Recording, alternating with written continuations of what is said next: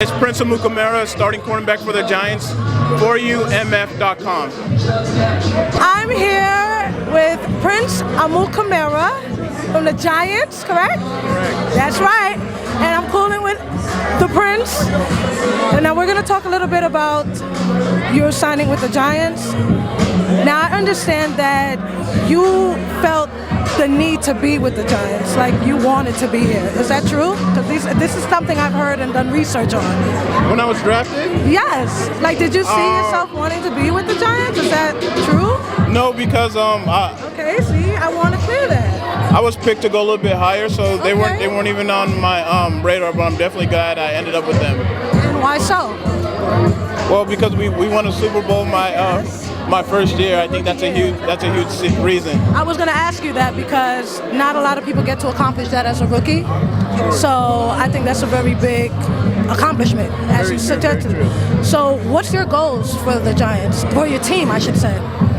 Team goals definitely to win our conference in the NFC East, and that's with the Eagles, Redskins, and Cowboys. They definitely added a lot of people to their team, so it should be tough. And then to always win the World Championship. That's always our goal. Well, now I also know that you recently got married, so I want to congratulate you on that.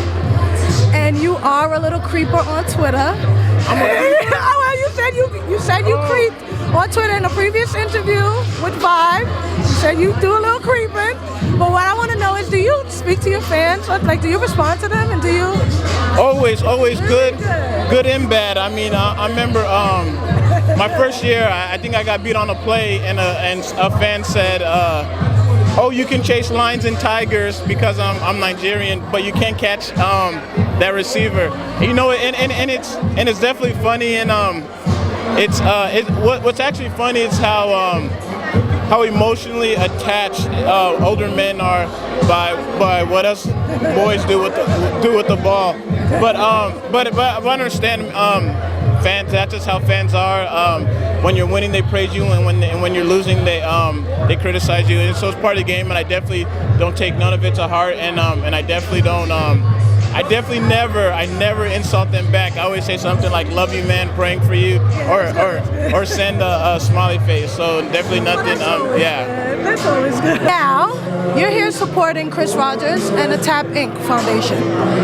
Let me get some words on your thoughts about that, because I think it's really important. Well, really good what he's doing, but I wanna hear inputs of the players.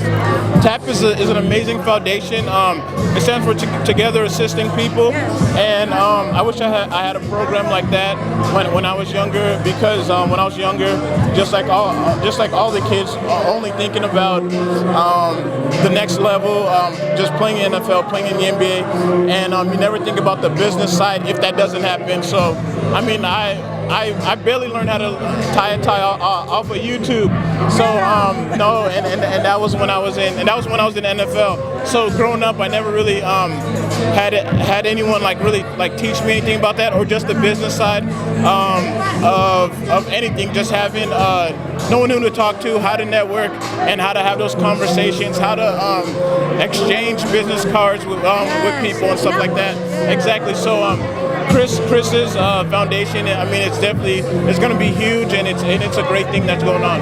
That's great. Now I'm going to have one last question for you now.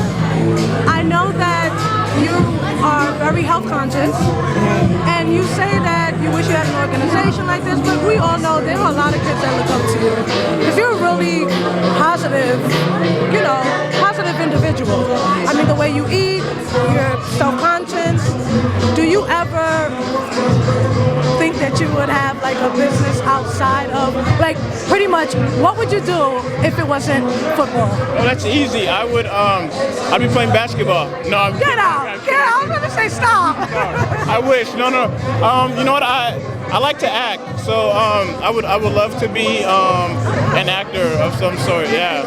I was messing with Cruz today in the locker room, just saying how when 12 Years Slave came out and the Django came out, and I was telling him hey, I could be a slave. Master, don't teach me. I mean, I can do something. So, yeah, I would love to be an actor. That's a good one. Thank you. Now I hope hope we do see you in some films in the near future, because, you know, a lot of athletes turn actors, a lot of, you know, it happens. True. So there goes your plug. I do hope to see you on the screens, but I really, really cannot wait to see you out in the field.